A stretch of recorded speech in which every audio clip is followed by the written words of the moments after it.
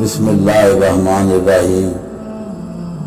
نماز وہ واحد حکم ہے جسے اللہ تعالیٰ نے آسمان سے وحی کے ذریعے نہیں اتارا بلکہ اپنے محبوب حضرت محمد صلی اللہ علیہ وآلہ وسلم کو آسمان پر بلا کر تحفے میں دیا۔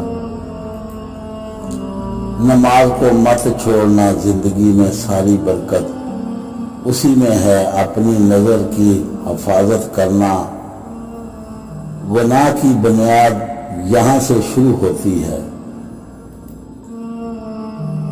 بد اخلاق انسان کی مثال ہے، اس ٹوٹے ہوئے گھڑے کی طرح ہے جو قابل استعمال نہیں رہتا۔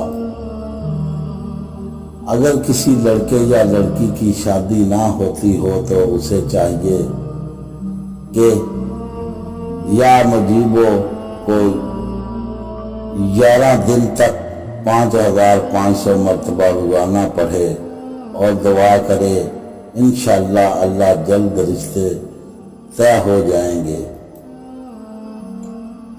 بڑا غضب کا نظارہ ہے اس عجیب سی دنیا کا، لوگ سب سے بٹورنے میں لگے ہیں خالی ہاتھ جانے کے لیے۔ اپنے سے اچھے کو تلاش کر، اپنے جیسوں کے ساتھ تو عمر ضائع کرے گا۔ دکھاوے کی خوبیاں خامیوں سے بھی بدتر ہوتی ہیں۔